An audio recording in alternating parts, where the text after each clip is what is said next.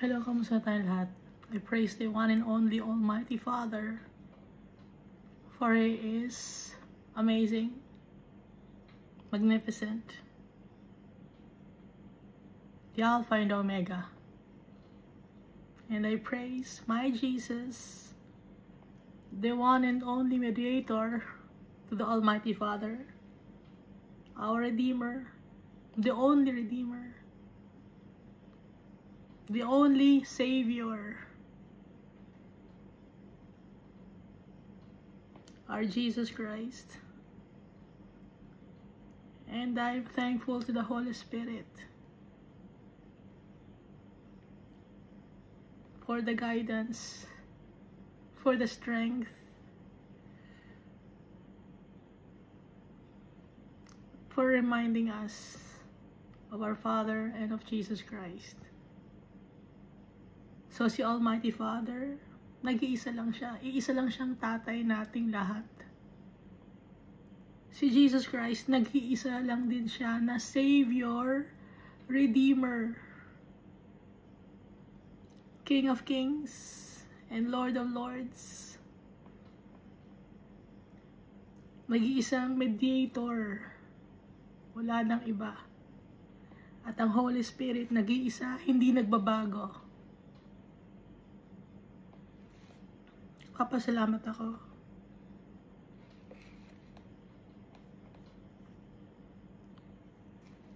For always understanding me. For accepting us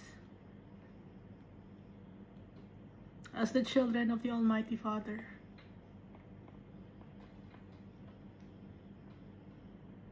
Na kahit na marami tayong pagkukulang, marami tayong pagkakamali, tanggap tayo ni Almighty Father because of Jesus Christ.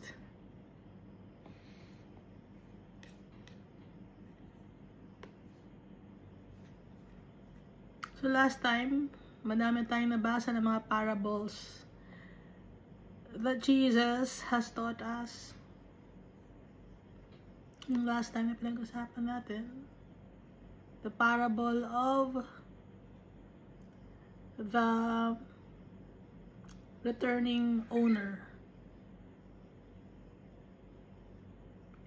Na parang kamukha ng parable of talents. So, bawat isa ng mga tao, binigyan ng minas or treasure. Dahil tayo ang church, iba-iba ang role natin, pero church tayo, we act as one. Pero iba-iba tayo ng role, kaya iba-ibang number of minas ang binigay sa mga servants. So lahat ng mga servants, nag-increase ang kanilang mina, except yung isa dito, hindi tumaas ang kanyang mina.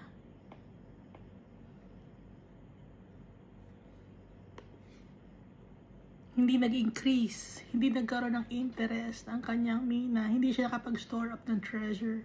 Kahit na siya ay servant. Kasi hindi siya ready, hindi niya pinapamuhay ang turo ni Jesus Christ. So may mga ganong klaseng tao na they call themselves Christians, pero hindi nakikita sa kanilang mga actions, hindi nakakita sa kanilang mga salita. Therefore, hindi sila nakakapag-store up ng treasures in heaven. Hindi sila nakakapag-invest.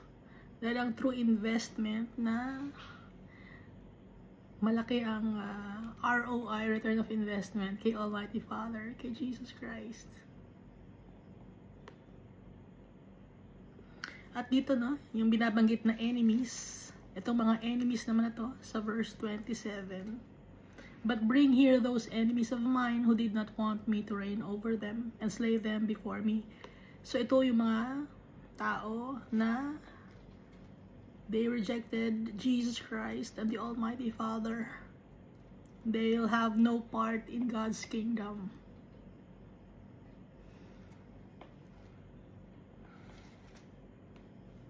Nakakalungkot, di ba? Di ba kayo nalulungkot? Na may mga brethren tayo na they rejected Jesus Christ. They rejected our Father. At yung mga tao na yon, their souls will go to eternal damnation. Kakalimutan sila ni Almighty Father.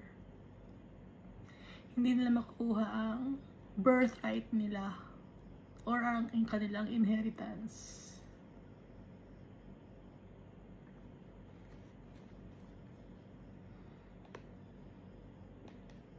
Dito naman tayo sa parable of the money lender. So napapansin natin na puro treasure, mina, talents, seeds, yung mga nag-i-increase, no? Yung real estate, land, dahil may value. Kasi ito yung naiintindihan ng mga tao tungkol sa pagkakaperahan. Kaya, ang ginagawa ni Jesus, ina-apply niya sa kung saan nakakaintindi ang mga tao. Pero kahit na ina-apply sa kung paano para maintindihan ng mga tao, hindi pa naiintindihan ng mga tao because they are blind. And their ears are hard of hearing. Hindi nila naiintindihan. Ayaw nila buksan ng kanilang mga mata.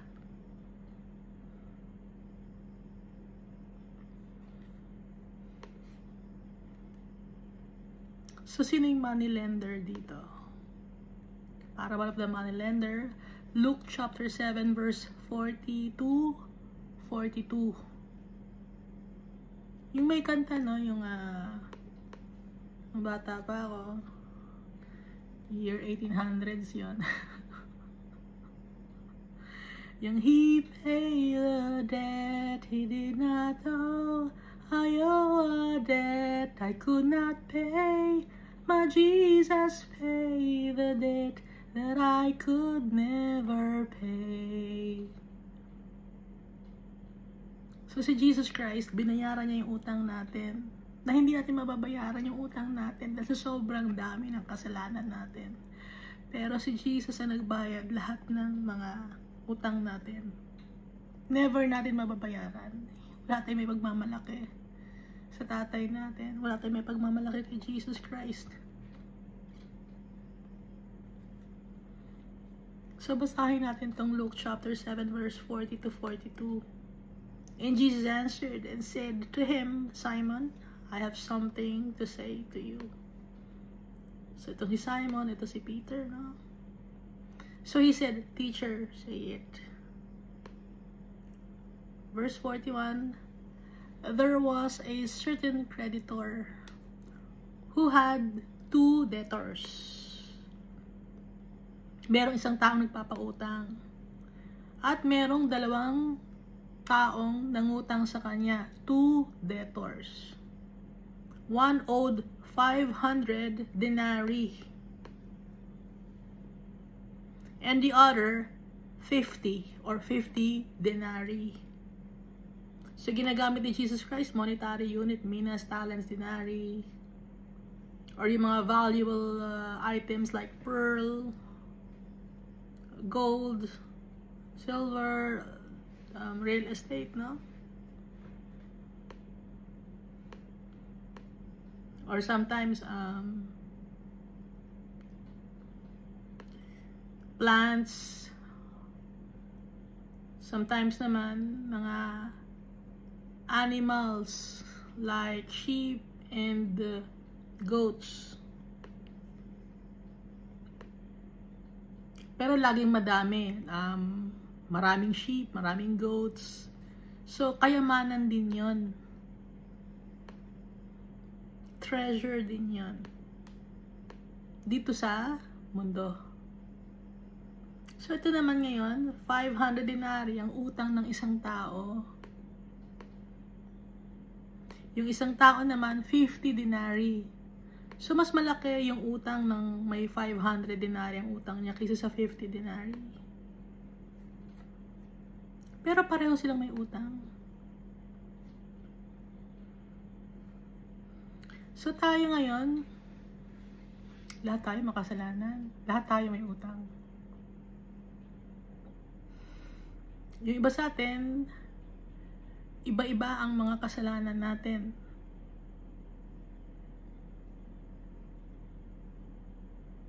Sa Romans chapter 1, di ba, nabasa natin doon yung mga iba-ibang mga kasalanan ng tao.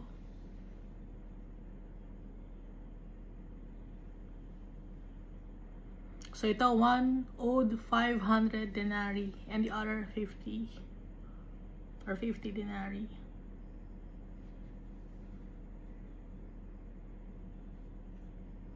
Pero parehong may utang. Verse 42, and when they had nothing with which to repay, he freely forgave them both. Tell me, therefore, which of them will love him more? Nung walang maibayad yung dalawang tao, yung utang niya 500 denarii, yung isa 50 denarii ang utang niya, wala silang maibayad. Ang ginawa ng creditor o yung nagpapautang, binura na lahat ng kanilang mga utang.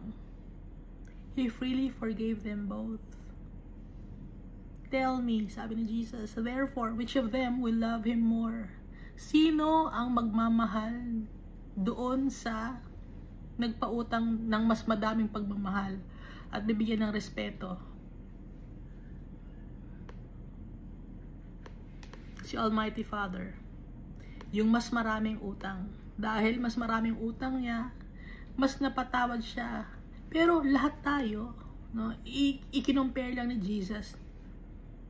Pero lahat tayo, makasalanan, pantay-pantay, lahat tayo.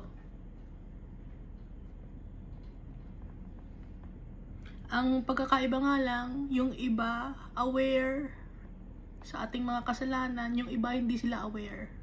Akala nila malinis sila, akala nila wala silang kasalanan. Akala nila hindi sila nakakapanakit ng tao. Nagmamalinis, hypocrites.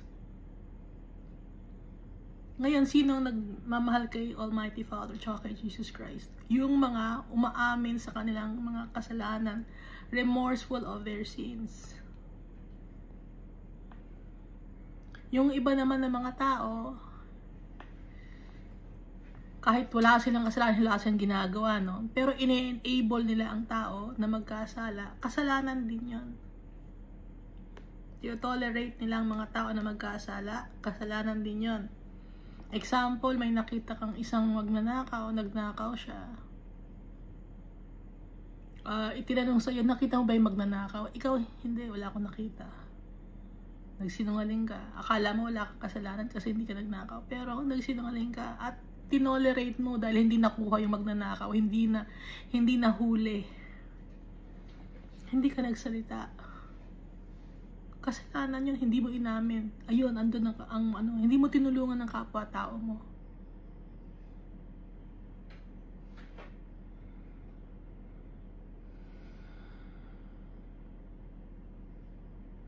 Or minsan, no, sila yun, hindi ko naman alam yan. Wala ako dyan, labas ako dyan. Hindi ako kasali dyan sa kasalanan na yun. Labas ako dyan, ha. Wala ako. Pero alam mo talaga, deep in your heart, alam mo. Pero kunyari, wala kang kasalanan. Pero ang totoo, may kasalanan ka. Enabler ka, saan ka mapupunta? Sa impyerno rin.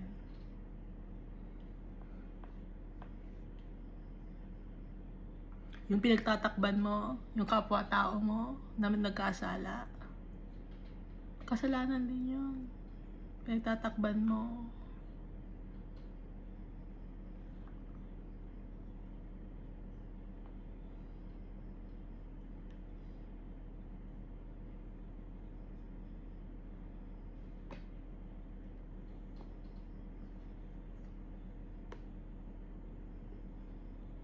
Or example lang, magulang ka.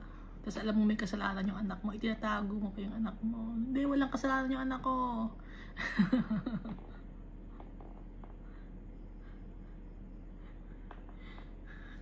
Kasalanan yun. kasali ka sa kasalanan. Kung ano yung kasalanan ng anak mo, kasalanan mo na rin yon. Dahil tinatago mo yung kasalanan ng anak mo. Tinatago mo yung kasalanan ng magulang mo, kasalanan mo na rin yon. Pareho lang.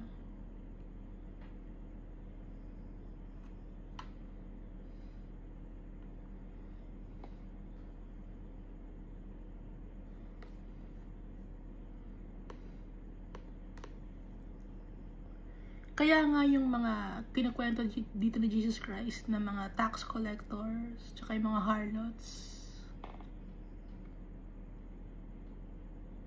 mahal na mahal nila si Jesus Christ.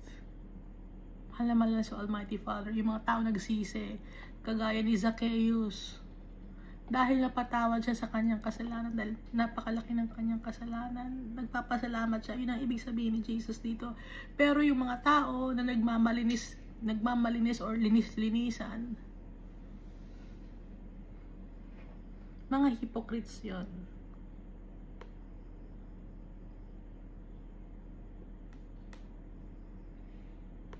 Hindi sila tuloy na nagmamahal kay Almighty Father tsaka kay Jesus Christ, dahil hindi sila nagpapakumbaba.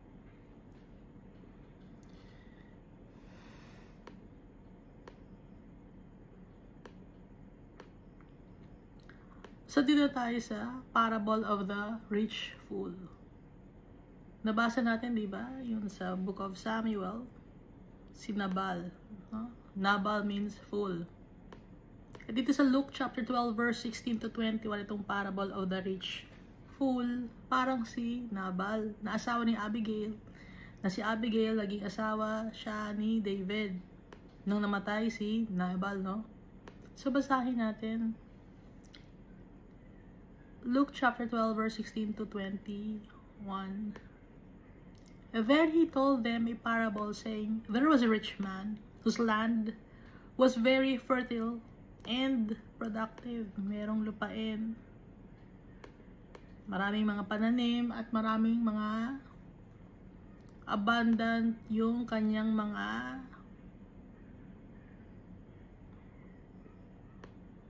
itinanim. Abundant yung business niya.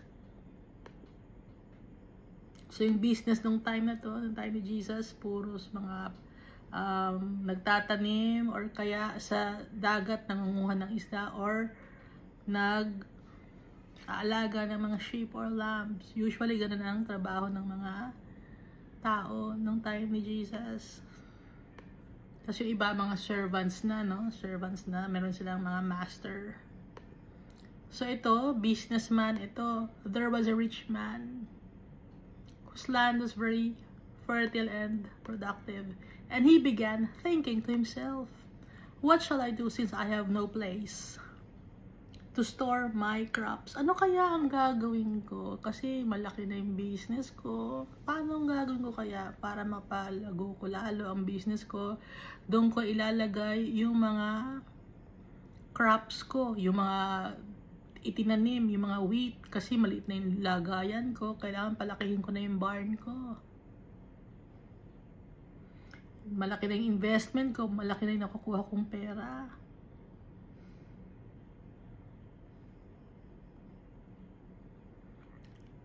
Ang dami ko ng negosyo. Sa ngayon, marami na akong negosyo, meron na akong franchise, ng mga kung ano ng mga pagkain.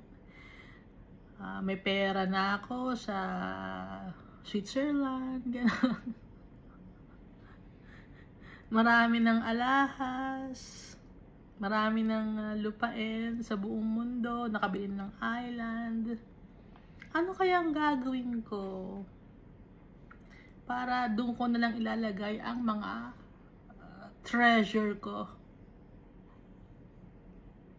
Verse 18, then he said, this is what I will do. I will tear down my storehouses and build larger ones, and I will store all my grain and my goods there. Ganito lang gagawin ko. Yung luma kong barn or storehouse, sisirain ko na lang yun, tapos papagawa ako ng malaki. Mag-expansion tayo. Isa lang ang barn natin, dadamihan natin yung storehouse. Kasi laki ng factory, building na ipapagawa natin. Or sa ngayon, mag-venture out tayo ng ibang business, gagawa tayo ng conglomerate. Marami na tayong mga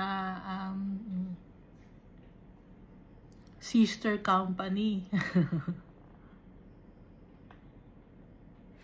Meron na tayong mall, may real estate na tayo, may bangko na tayo. Ano ba bang kailangan nating mag-business tayo? Sumali tayo sa mga environment, sumali tayo sa ospital, mag-donate tayo, magkakaroon tayo ng sariling place dun sa ospital para pag nagkaroon ng kasakit, ang may-ari or pinakamayaman, meron kang sariling pwesto ron sa ospital, naka-allot na yun para sa iyo.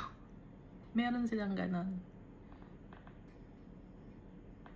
Dahil yung sinasabi nila, malaki ang kanilang donation. Kaya meron silang sariling pwesto sa ospital. Kung magkakasakit sila, meron na agad silang sariling presidential suite ba yun? Mga ganon, no? At saka magtayo tayo ng sarili nating hotel, ganyan. Pang business, para lumago lalo. Ganun ang ginagawa ng mga tao. So, ang ginagawa ng mga tao is strategic planning. Puro pagpapayaman dito sa mundo.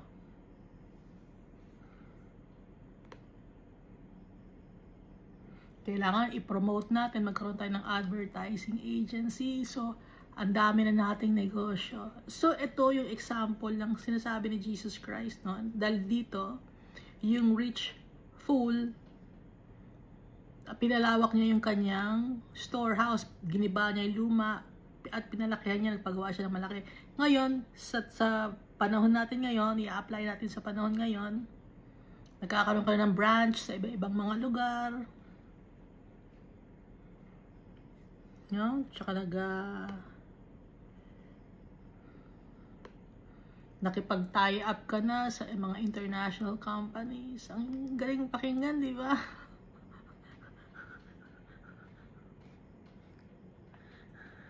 Puro pera, no? Puro pagpapayaman.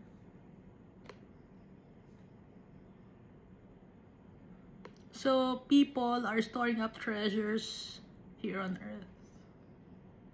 Bakit natin ginagawa na nag-iipon tayo ng pera dito or kayamanan sa mundo? Bakit? Takot tayong mamatay. Takot magutom. Takot i-reject sa society. Takot na pag nagkasakit, walang pambayad. Takot sa future. Kaya ang mga tao, ang ginagawa, nag-i-store up sila ng treasure dito sa mundo. Ngayon, sa pag-i-store up nila ng treasure dito sa mundo, ang mga tao, dahil ang tingin lang ng tao ay dito sa mundo, lumalawak ngayon ang kanilang isip, lumalawak ang kanilang connection. At dahil lumalawak ang kanilang connection, iba-ibang mga tao ang nakakasalamuha nila. Kailangan nilang gumawa pa ng ibang bagay para dumami ang kanilang pera. So, ang gagawin nila ngayon sa kanilang mga items, substandard, or malaki ang patubo sa mga pautang nila or interest sa bangko. Ang pagpapautang, yung business ng bangko, malaki ang interest. Pero pag ikaw naman ang tumutubo ba ang pera mo sa bangko, lilitan naman nila interest. Dahil gusto nilang yumaman dito sa mundo. They trick people, manipulate, abuse people.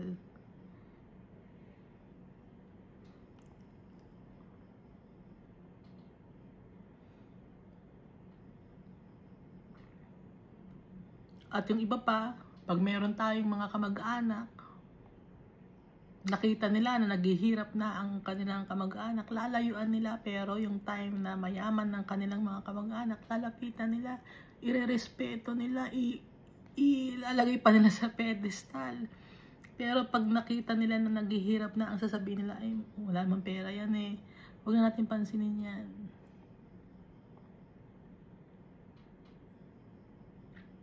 Nakakalungkot, di ba?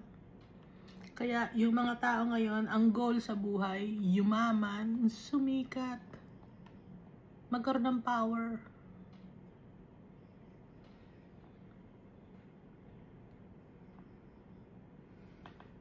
Pag mahirap ka, iniiwan ka ng mga tao para kang isang plague.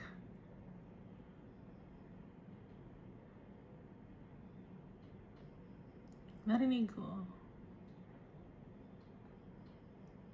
Akala ng mga tao hindi ko naririnig. Narinig ko. Pag mapera ka, pagkakaguluhan ka, pero pag hindi ka na mapera, gumagalan sila.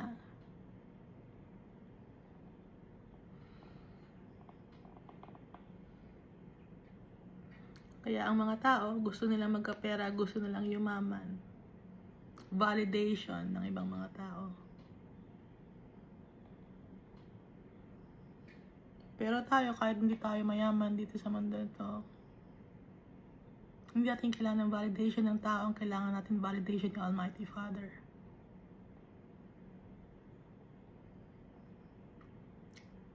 Minsan yung iba pang mga tao na nagsasabing sila ay Christian, iba ang tingin nila sa mga mahihirap at sa mayaman. Pag mayaman, dito ka sa harap uupo. Maganda ang damit mo, dito ka sa harap uupo. Para marinig mo naman si pastor or si preacher. Yung minister. Para maganda yung pagkakadinig mo, maliwanag, ang pagkaka-explain, maintindihan mo. Pero pag mahirap ka, pwede na siguro doon ka muna sa gilid, sa dulo. Doon ka na lang, maririnig mo rin naman eh. So yung mga tao, kaya gusto lang yumaman. Dahil itong mundo ito wicked.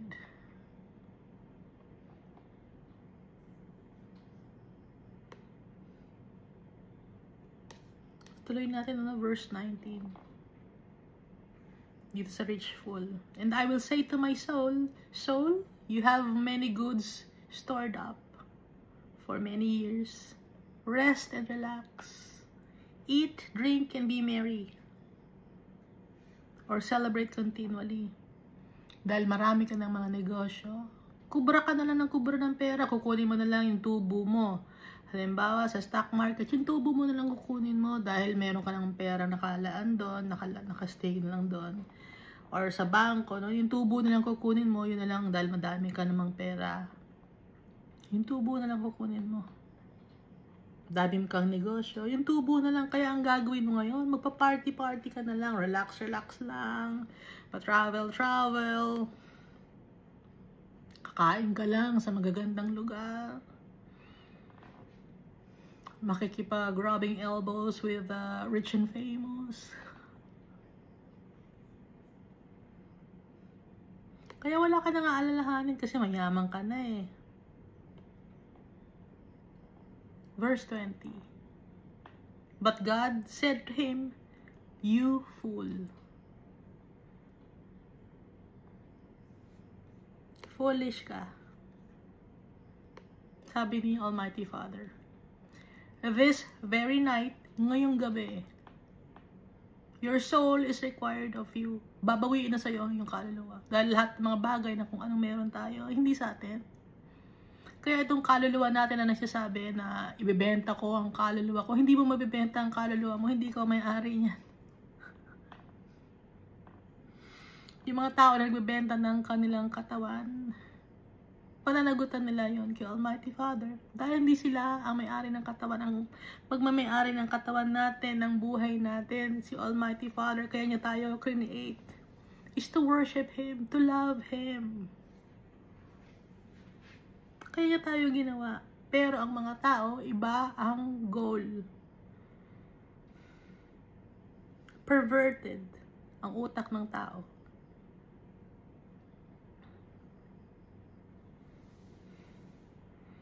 Pati ang oras natin dito sa mundo, hiniram lang natin.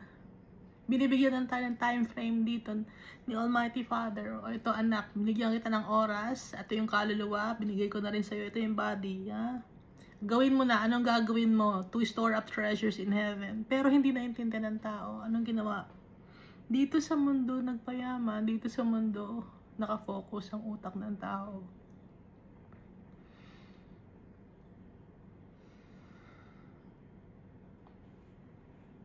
But God said to him, "You fool, this very night your soul is required of you. And now, who will own all the things you have prepared?" Ngayon, sino ang magmamayari ng mga bagay na itinago mo? Hindi, mapupunta naman sa anak ko yun. Yung mga insurance ko, na malaki yung insurance ko, mapupunta naman sa anak ko yun. Sure ka ba? Yung lupa, mapupunta ba sa anak mo? Sure ka ba? Hindi natin alam ang future. Sino nakakalam? Si Almighty Father. So, ano ang gagawin natin?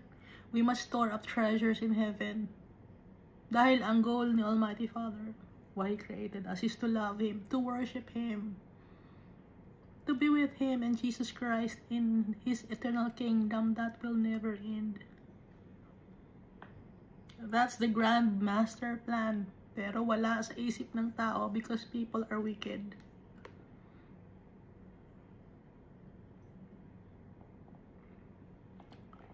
Dito sa 1 Samuel, no, nabasa na natin din, di ba? 1 Samuel chapter 25, verse 36 to 42. Now Abigail went to Nabal, and there he was holding a feast in his house, like a feast of a king. And Nabal's heart was merry within him, for he was drunk. Therefore, she told him nothing, little or much, until morning light. Para bang ikaw si Nabal, na puro ka party, puro ka inuman, puro ka kain, party tayo, celebration, fiesta. Pero ano nangyari kay Nabal kinabukasan? Na-stroke siya, di ba?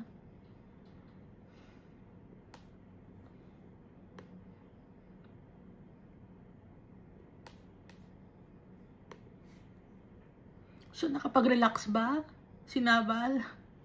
Hindi siya nakapag-relax. Nagkasakit siya. Kaya dito sa verse 19 ng parable of the rich fool, "And I will say to my soul, soul, you have many good things stored up for many years. Rest and relax, eat, drink, and be merry," or celebrate continually. Mag-party tayo. Verse 20, "But God said to him, you fool, this very night your soul is required of you, and now who will own all the things you have prepared?" At sometimes, no, yung mga bagay na inipon mo, hindi naman napupunta sa anak mo eh. Napupunta sa ibang tao na hindi mo naman kadugo. Ang saklap, di ba? Napunta ka na sa impyerno. Hindi pa napunta sa mga kalahi mo or sa mga anak mo, yung mga pinaghirapan mo, napunta sa ibang mga tao.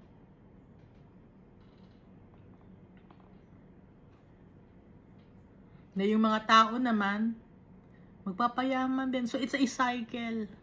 Cycle ng wickedness and evil deeds of people.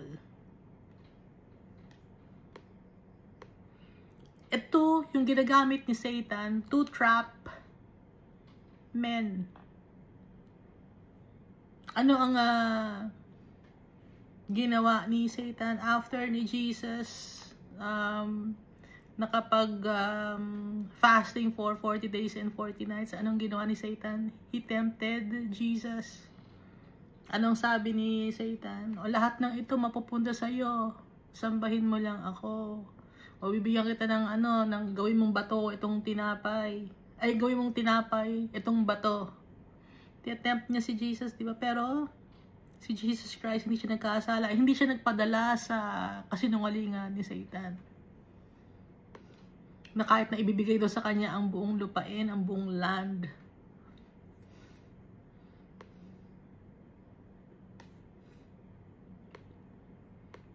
Kayo, ganun ba kayo? Pag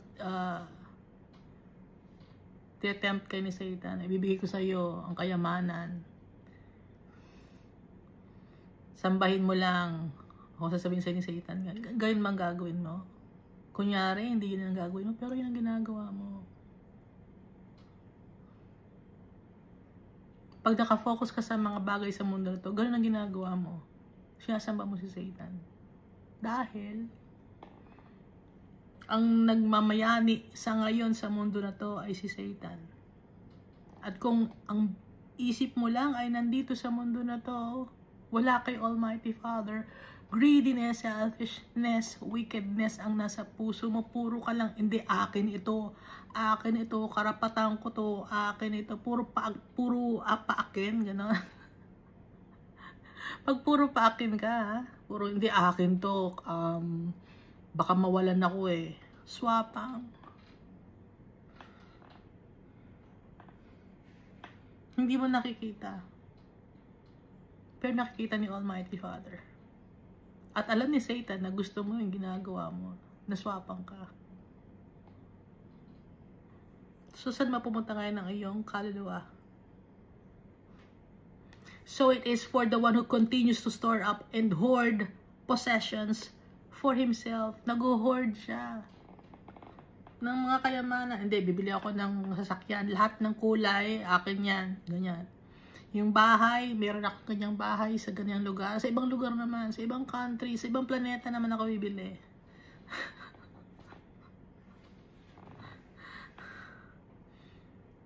Who continues to store up and hoard possessions for himself and is not rich toward God.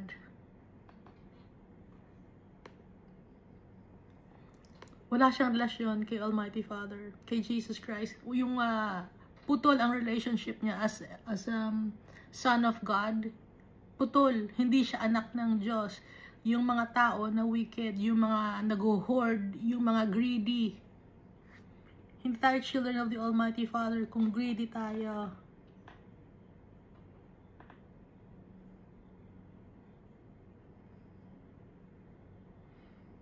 Yung mga bagay na iniipon natin dito sa mundo, it's worthless. Of no value. Kaya tawag ni Almighty Father sa mga tao na nag-store up ng treasures here on earth, yung mga material things, mga lazy people, kahit pa sabihin ikaw ay isang doktor, attorney, lawyer, ano pa bang pinag-aralan mo, kahit ano bang pinag-aralan mo, tamad ka pa din sa paningin ni Almighty Father. Dahil yung mga bagay na naiipon mo, walang kwenta, bulok.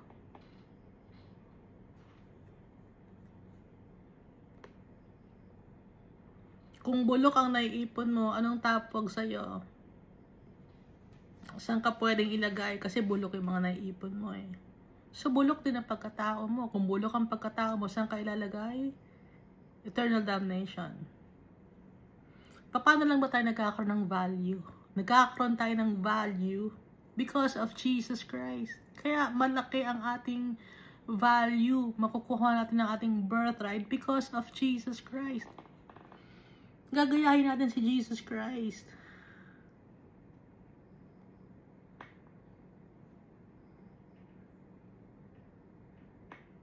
Kaya nga sabi ni Jesus Christ, mahirap makapasok sa kaharian ng Diyos ang mga mayayaman. Dahil ang karamihan ng mga mayayaman, mas focus sila sa mga bagay dito sa mundo na to.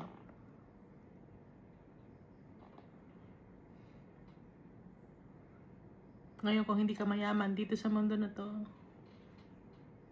magpasalamat tayo kay Almighty Father. Pero kung mayaman ka dito sa mundo na to, marami kang treasure, no? Marami kang possessions. Pero hindi ka naman nag-share sa mga kapwa-tao mo, baliwala din. Hindi ka naaawa, hindi ka nagbibigay ng justice, mapangmata ka, arrogant ka. Usually, ganun kasi ang mga mayaman. Arrogant, boastful, prideful. Dahil pinapagala nila ang kanilang power, pera, at yung kanilang pagiging famous. Kaya, usually, yung mga mayayaman, arrogant sila, prideful.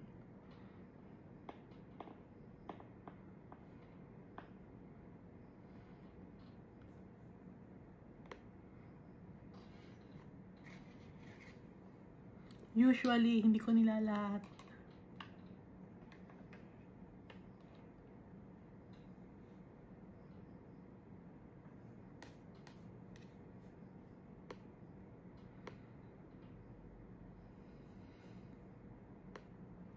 Baka sabi mo, hindi, nagbibigay naman ako ng tithes eh. Tithes ang binibigay mo.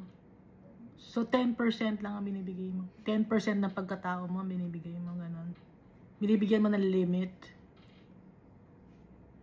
Anong sabi ni Jesus Christ? Sell all you have and give it to the poor. Take up your cross and follow me.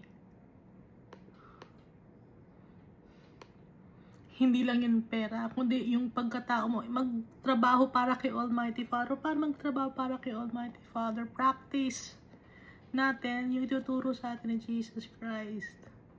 Be the light of the world. Ipakita natin ang ating light. Salt of the earth.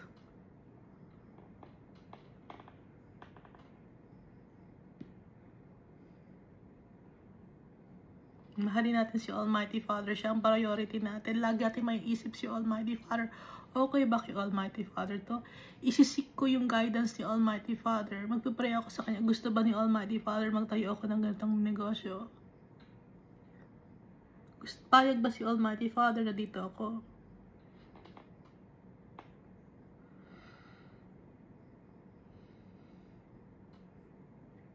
Ano ba ang plano sa akin ni Almighty Father? Laging si Almighty Father.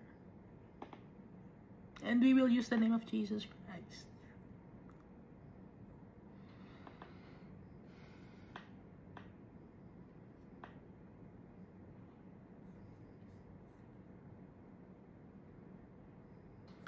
So ito naman tayo, basahin natin. The faithful servant and the evil servant, or the parable of the wise and foolish servants.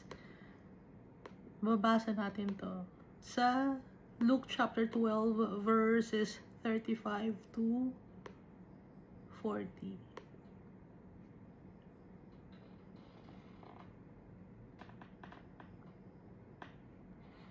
Balikan muna natin to, no? Yung parable of the rich fool. Nung time pa ni Moses, ayaw na ni Almighty Father na nag-hoard ang mga tao ng pagkain, ng mga bagay. Ano yung example na doon? Nung time ni Moses? Yung mana. Ang sabi ni Almighty Father, araw-araw magbibigay ako sa inyo ng mana, except sa ika-7th day. Kaya sa ika-6th day, dapat damihan na ninyo ang inyong kuha ng mana, kasi on the 7th day, hindi ako magpapadala ng mana from heaven. Ano ang ginawa ng tao? Nag-ipon. O first day, nag-ipon ng mana. Kinabukasan, ano nangyari sa mana? Nabulok, inuod. Bakit? Swapang ang mga tao. Bukas, baka wala na kasi. Baka wala na tayong makain bukas. Walang faith kay Almighty Father. Noon pa, wala nang faith kay Almighty Father. Hindi naniniwala kay Almighty Father. Hanggang ngayon, hindi pa rin naniniwala ang mga tao kay Almighty Father.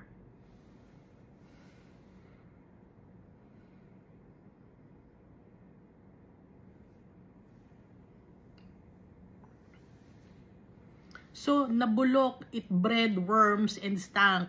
Nagkaroon ng uod at bumaho.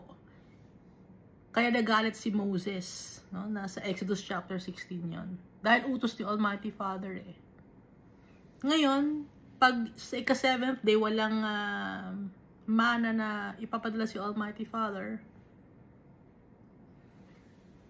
Kaya sa ika-6th day, damihan na. So, nakalagay dito na sa Exodus din, na pag sa ika-6th day, kinabukasan, hindi magpapadala si Almighty Father mana. Kaya hindi nabubulok yung mana, hindi bumabaho, hindi nagkakauod. So yung blessings sa atin ni Almighty Father, every day, nare-replenish every day. They are new every morning. Every day. Kaya nga yung turo sa atin ni Jesus Christ, di ba? Give us this day our daily bread. Araw-araw. Kaya, dito, no, nag-store up siya ng treasure. Hinord niya. inangkin niya, swapang, greedy. Ayaw ni Almighty Father. Hindi pwede. Para matuto tayo, magtiwala sa tatay natin. Kaya ginawa ni Almighty Father to.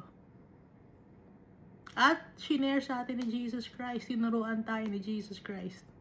Kaya siya may parable na ganito para sa atin.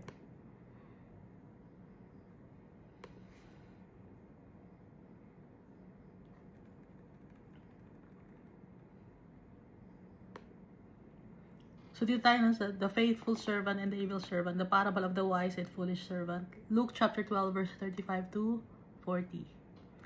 Let your waist be girded and your lamps burning.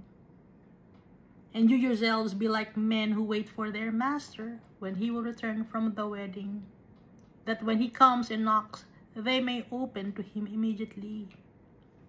Let your waist be girded. Ano ibig sabihin ng girded? Be strong, steadfast, stand firm to the truth. Kasi yung waist, no, pag nilagyan ng gird, yung waist, makaka-stand ka straight, stand tall ka, steadfast. Strong ka. Tsaka, di ba, yung waist, pag may sports na palakasan, ang binibigay belt, sa boxing, sa taekwondo, sa wrestling, puro belt, di ba, ang binibigay? Kasi ibig sabihin nun, symbolizes strength. Kaya let your waist be girded. And your lamps burning. Sa Matthew chapter 5, verse 14 to 16. You are the light of the world. A city that is set on a hill cannot be hidden. Nor do they light a lamp and put it under a basket, but on a lampstand. And it gives light to all who are in the house. Maging lamp tayo, or light of the world.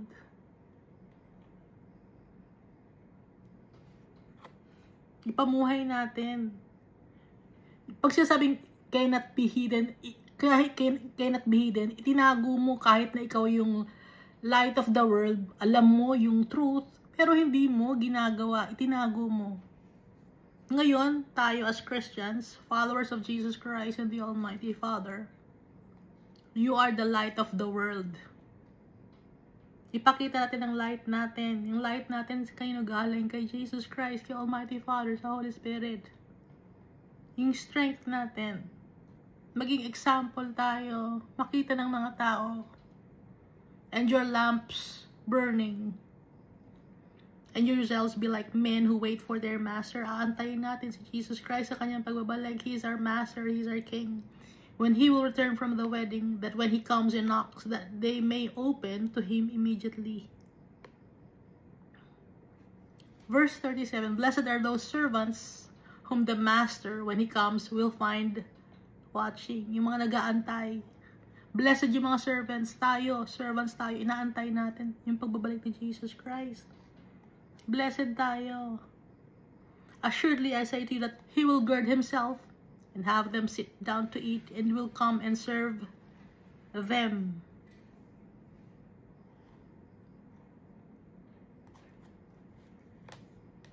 Kasama natin kakain si Jesus Christ. Dahil family ang turing sa atin. Hindi iba ang turing sa atin. I will not call you servants anymore, but friends. May halong pagmamahal, respeto.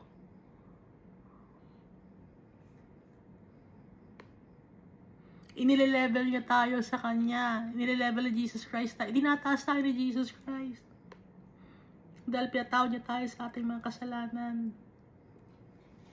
Tayo naman, patuloy tayong gumagawa ng kasalanan. Patuloy nating inilulublob yung sarili natin sa putik, sa kadumihan.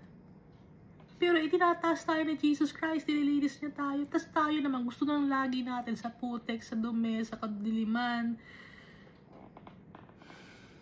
sa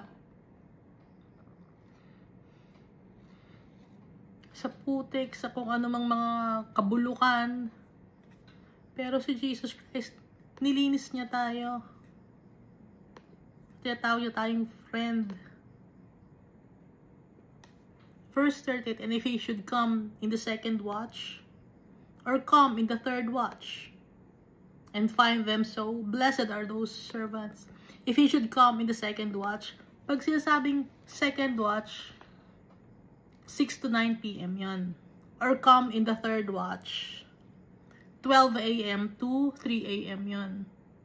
And find them so, blessed are those servants. So, meaning to say, hindi natin alam kung kailan ang dating ni Jesus Christ. But, may signs naman, di ba? Nasa Book of Revelation. At, sinabi rin ni Jesus Christ, yung parable of the fig tree. Verse 39, but you know this, that if the master of the house had known what hour the thief would come, he would have watched, and not allowed his house to be broken into. Therefore, you also be ready, for the Son of Man is coming at an hour you do not expect. So, yung pagdating ni Jesus Christ, hindi natin na-expect yun. Kung kailan. Pag may nagsabi ng exact time or date or year, kay Satan yun. Kasinungalingan yun. Dahil walang nakakaalam kung kailan ang dating ni Jesus Christ. Gaya dun sa parable of the 10 virgins.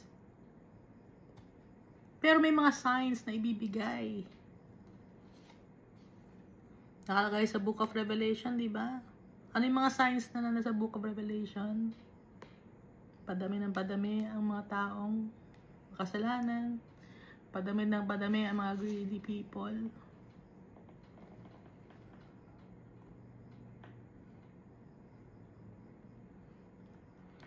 Yung dati pahirapan na magkasala yung mga tao, ngayon madali na magkasala. Digital na ang pagkakasala ng mga tao. Digital na ang chismisan.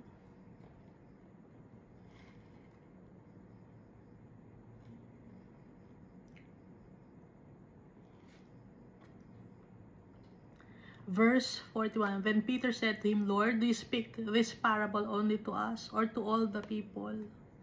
Sa amin mo lang ba sinasabi ang mga parable na to? Or para sa lahat ng tao? Verse 42, and the Lord said, who then is that faithful and wise steward, whom his master will make ruler over his household, to give them portion of food in due season? Sino yung faithful and wise servant na yan or steward na yun? Pag sinasabing faithful and wise steward, pag magtitiwala tayo kay Jesus Christ, and meron tayong wise decision making, ang lagi natin pipiliin si Almighty Father, kasali tayo sa faithful and wise steward, whom his master will make ruler over his household. Magiging ruler ng household. Ano ba yung household ni Jesus Christ? Kingdom of Jesus Christ.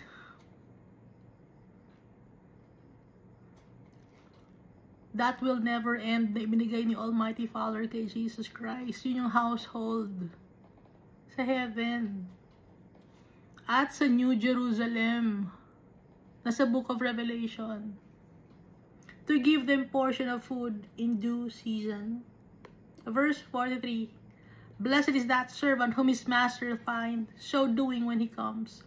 Truly I say to you that he will make him ruler over all that he has. Kaya nga sabi ni Jesus Christ, di ba? Na i-share niya sa atin ang kanyang kingdom. That will never end kasi tayo ay kanyang mga friends. Kung nasa saan si Jesus Christ, nandun tayo.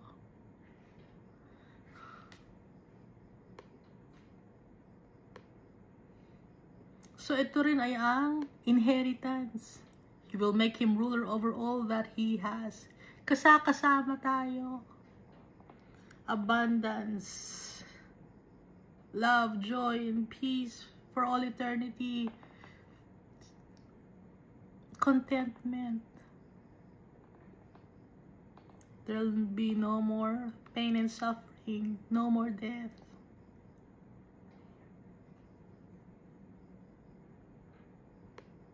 Verse 45. But if that servant says in his heart, my master is delaying his coming, and begins to beat the male and female servants, and to eat and drink and be drunk. Ngayon, may isang servant or may mga ibang servant, sa puso nila, naisip nila hindi pa darating si Jesus. Gito ang gagawin ko. Aabusuhin ko yung fellow servants ko. Aabusuhin ko yung kapwa-tao ko. Magiging greedy ako, magiging selfish ako. Hindi ko sila bibigyan kung anong meron ako. Magpapaka-party na lang ako, magpapakasaya ako sa buhay. No? Ito yung verse 45. Gabi-gabi, nasa party. Pag umaga, puyat na puyat. Pagod na pagod. Pero pag party naman, ang lakas-lakas.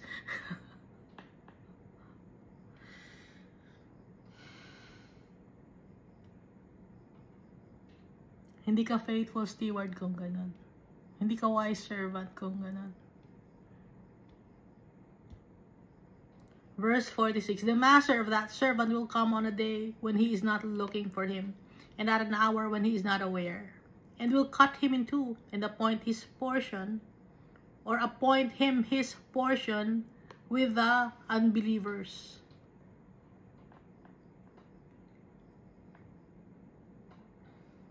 So, servant ka, kilala mo na si Jesus, tsaka si Almighty Father, nagsiserve ka, pero hindi ka faithful. Hindi ka nagpe-pray. Hindi ka nagbabasa ng Bible. Hindi mo sinashare yung blessings mo with other people. Hindi mo pinapractice kung ano yung natutunan mo kay Jesus Christ tsaka kay Almighty Father. Ngayon, darating ngayon si Jesus Christ, ano mangyayari sa'yo? Will cut him in two and appoint him his portion with the unbelievers. Makakasama mo ngayon yung mga unbelievers. Kahit na servant ka, sinabi mo na naglilingkod ka kay Almighty Father tsaka kay Jesus Christ, pero kung hindi ka faithful, kasama mo ang mga unbelievers. Naintindihan natin? Believer ka ni Jesus Christ, pero hindi ka faithful. Ang buhay mo ay laging dito sa mundo, naka-focus sa pagpapayaman. Hindi, Christian naman ako, hindi man siguro masama ang magpayaman.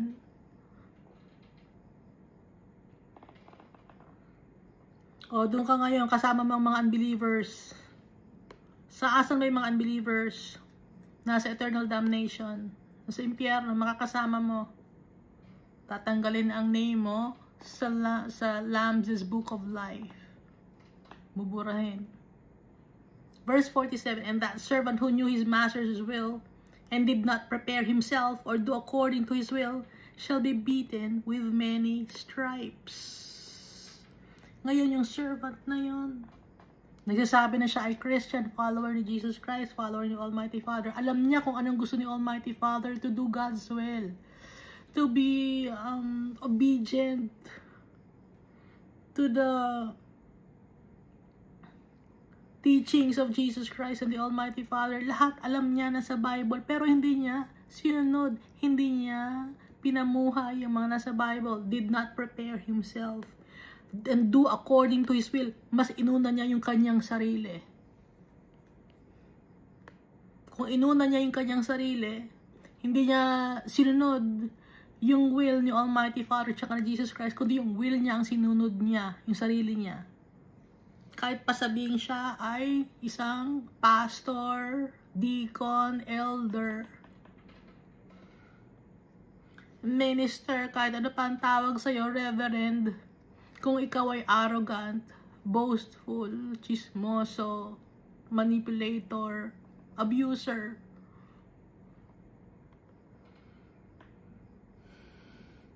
nang aapi ka ng kapwa-tao mo,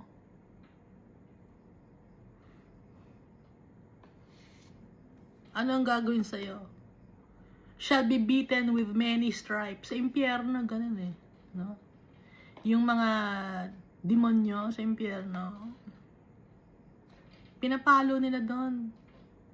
Yung mga kaluluwa ng mga taong nasa impyerno, maliban pa ron na nasusunog sila, nasasaktan sila pero hindi sila namamatay, yung soul nila hindi namamatay, pero nasusunog sila, nararamdaman nila yung pain, nakikita na lang inuud sila, pero paparusahan din sila ng demonyo, pinapalo pa sila, sobrang pahirap at masikip sa impyerno. At merong apoy pa ron, kaya niya ba? Kakayanin ba natin? Hindi natin kaya yon. So ngayon, ano ang gusto natin gawin ngayon? Susundin natin yung will ni Almighty Father, tsaka ni Jesus Christ. Ipapamuhay natin dito pa lang sa mundo. Dito nahihirapan tayo sa mundo. Ngayon, ano? Hirapan tayo. Anong gusto nyo? Yung ngayon tayo nahihirapan at matatapos naman yung paghihirap natin? Or gusto nyong masarap ang buhay natin dito sa mundo, pero ang kapalit nito, yung buhay mo naman, mahihirapan ka for all eternity. Ano, pamimili lang kayo. Yung buhay dito sa mundo na mahirap, dahil dapat lahat na ginagawa natin in line with God's plan. In line with the teachings of Jesus Christ. Ngayon, mahirap sundin, no? Mahirap. Anong gusto niyo? Mahirap ngayon sundin?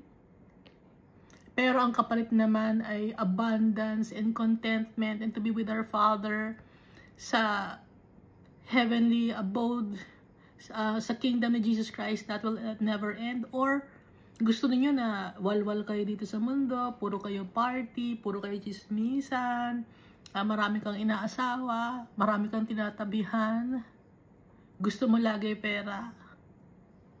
Pero in the long run, saan ang punta naman ang impyerno mo? Masaya ang buhay mo rito sa mundo. Pero pagdating naman, pag ikaw ay namatay, yung kaluluwa mo, saan mapupunta sa impyerno?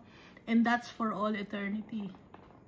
Ngayon, pag sinabi mo, hindi, bago pa ako mamatay, magsisisi na ako ng kasalanan ko.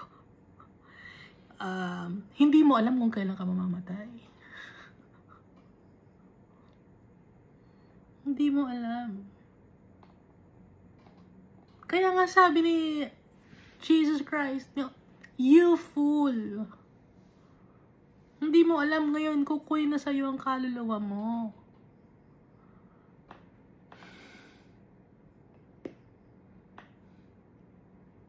Babawiin na sa'yo ang mga bagay na ibinigay sa'yo, na pinahiram sa'yo. Babawiin na sa'yo, hindi mo alam. Kaya hindi mo pwedeng sabihin, hindi, pag matanda na ako, siguro, getong time ako, kukunin, babawiin yung yung pinahiram sa akin na soul, tsaka yung body, ito yung time na yon. Sa time na lang na yon, pag malapit na. Alam ni Almighty Father, nasa puso at isipan mo.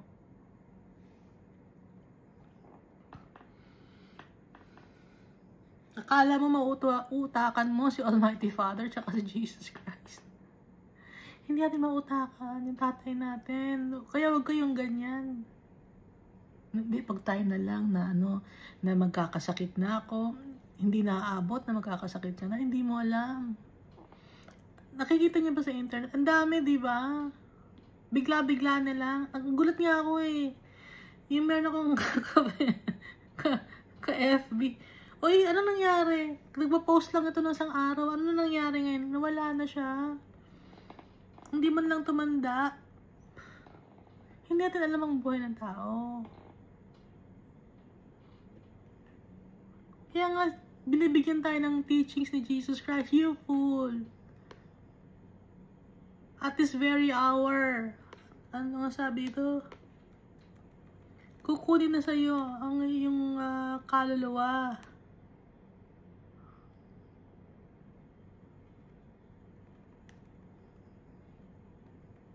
But God said to him, you fool, this very night, your soul is required of you. Kukunin na sa'yo, babawiin na sa'yo.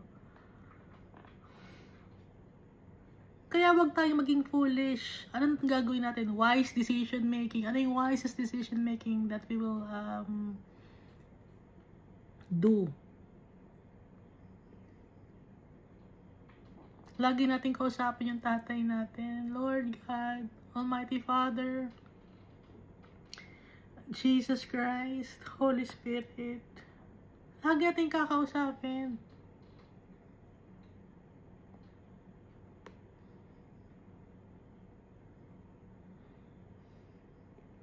So nakikita natin yung pagdating ni Jesus Christ, unexpected din yun.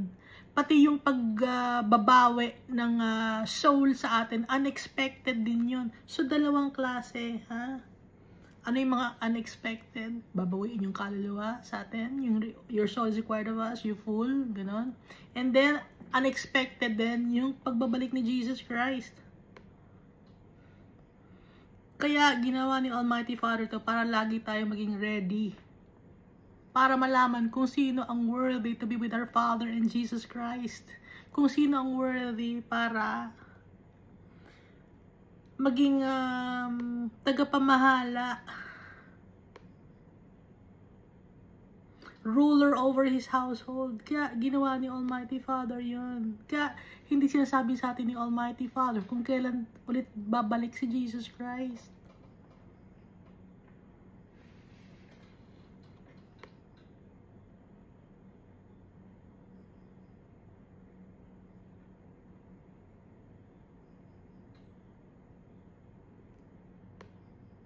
Ituloy natin, ano? And that servant who knew his master's will and did not prepare himself or do according to his will shall be beaten with many stripes. Parurusahan sa impyerno. But he who did not know yet committed things deserving of stripes shall be beaten with few. For everyone to whom much is given, from him much will be required, and to whom much has been committed, of him they will ask the more.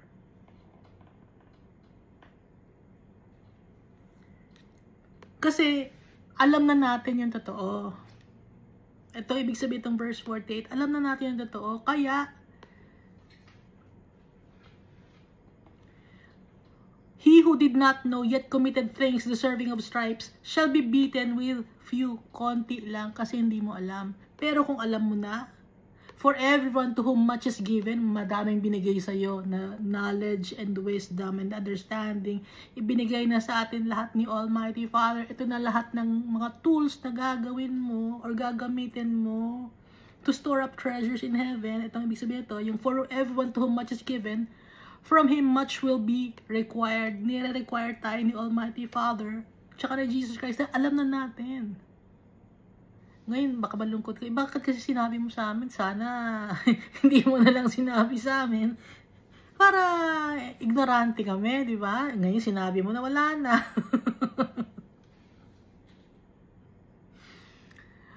Utos ni Almighty Father, isabi sa mga tao, i-share sa mga tao ang Bible. Utos ni Almighty Father. Hindi ko gusto. Utos ni Almighty Father, i-share sa mga tao lahat. I-broadcast kung kailan si Jesus Christ babalik ulit. Kaya i-broadcast or i-share natin sa mga tao yung kaharian ng Diyos, yung makukuha natin, yung blessings, yung inheritance, pati na rin kung ano ang nire-require sa atin na gawin natin. Magkaroon tayo ng faith kay Almighty Father tsaka kay Jesus Christ through the power of the Holy Spirit. So, alam na natin ngayon na ang dami na natin natutunan. Ako, ang dami ko na natutunan. So, much will be required. To whom much has been committed, of him they will ask the more.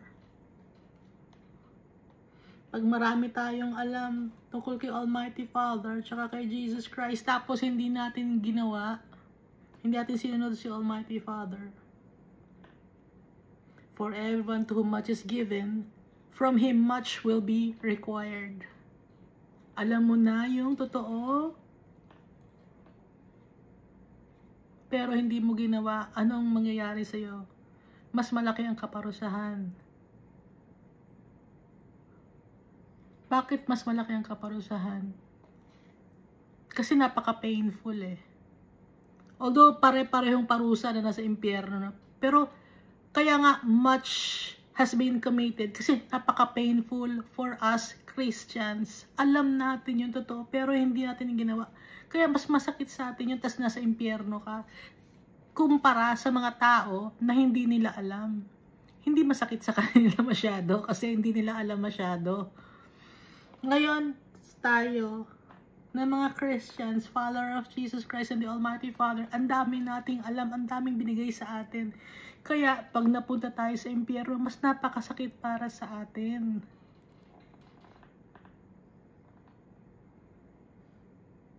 Although yung pain and suffering sa impyerno, pantay-pantay doon ha. Pero, mas napakasakit para sa mga people who are aware of God's wrath. Kaysa sa mga taong hindi sila aware. Kasi hindi sila aware eh. Kaya hindi masyadong masakit sa kanila emotionally, no, and mentally. Hindi sila matatorture mentally, pero physically, yung pain pa rin, ano. Ngayon, tayo as Christians, hindi natin sinunod, disobedient tayo, kahit alam natin, torture to. Tapos nasa impyerno ka, torture. Bakit hindi ko ginawa? Sobrang painful.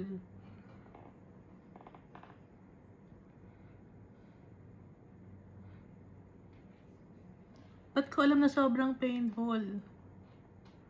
Kasi, alam mo na yung pagmamahal ni Almighty Father eh. Alam mo na yung blessings na makukuha mo. Alam mo na yung eternal salvation. Alam mo na lahat ng meron dong yung bahay ni Almighty Father, crystal na gold. Alam mo na lahat yun. Tapos, makakasama mo si Almighty Father, si Jesus Christ, contentment ka, may contentment and peace and joy, and there will be no more pain and suffering. Pero, hindi ka naging faithful, napunta ka sa impyerno. Napakasakit yun.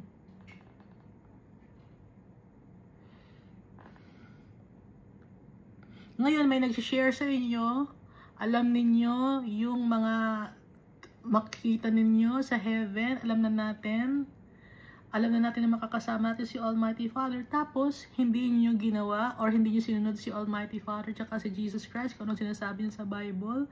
Napaka-painful niyan pag napunta sa impyerno ang kaluluwa ng tao. Kasi yung ibang mga may ibang paniniwala, yung mga unbelievers, magtataka lang sila eh.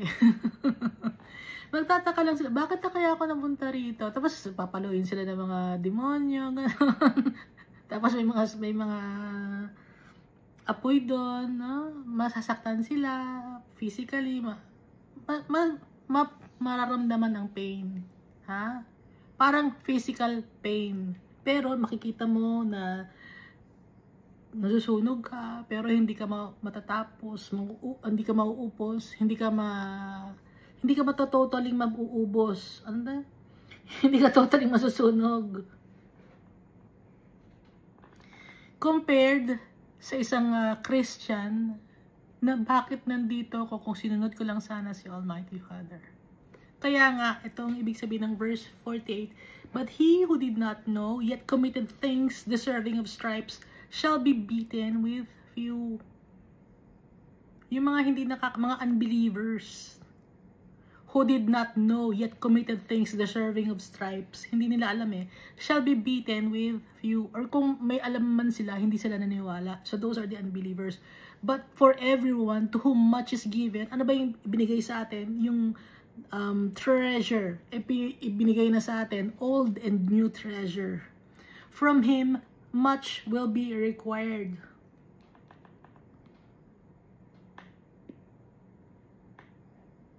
Parang yung kasabihan, para maintindihan niyo, yung kasabihan ni Super Spider-Man ba yun? With great power comes great responsibility. So mas malaki ang responsibility natin. Mas malaki ang pain na mararamdaman natin. Kasi mas alam natin kung ano yung mawawala sa atin. Naintindihan ninyo? Sino bang kausap ko? Kausap ko sarili ko.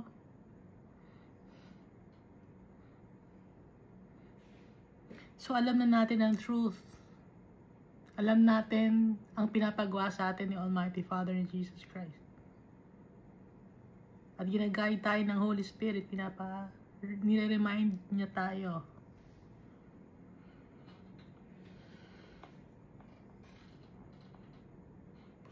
So nasa sa atin ang desisyon.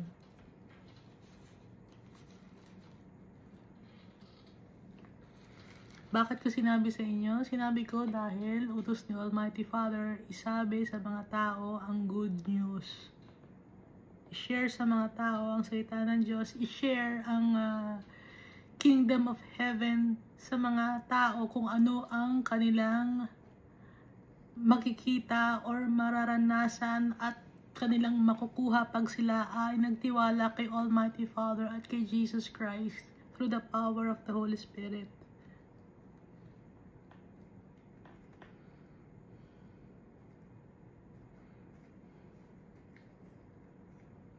Gusto ni Almighty Father, aware lahat ng mga tao. Kaya bago dating si Jesus Christ, sa buong mundo na i-proclaim na ang good news. Ipo-proclaim ang good news ngayon, ipo-proclaim ng mga tao all over the world.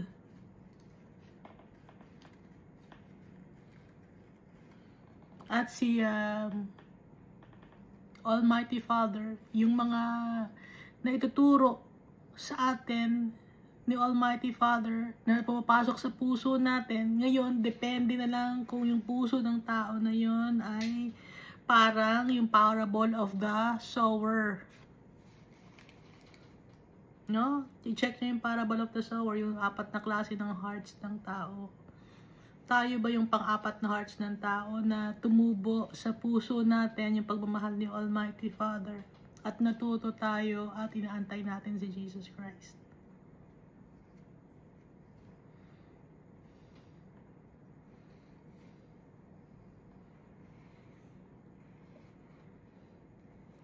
Darating si Jesus Christ.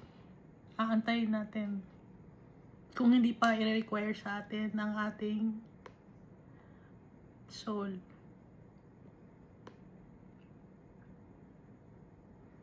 Kaya lagi tayong ready kung kailan tayo pauwi ni Almighty Father.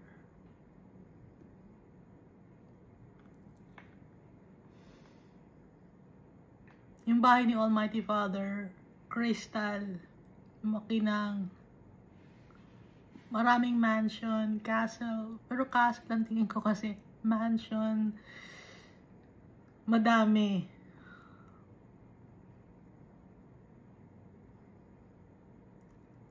Walang sun doon or walang araw, pero makinang. Kumikinang eh. Parang may glitters. Crystal siya. Yun ang bahay ni Almighty Father.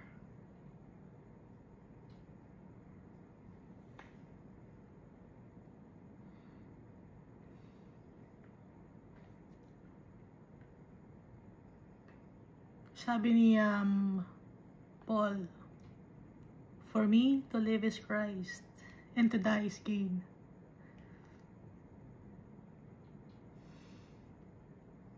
Thank you, and God loves us all so much.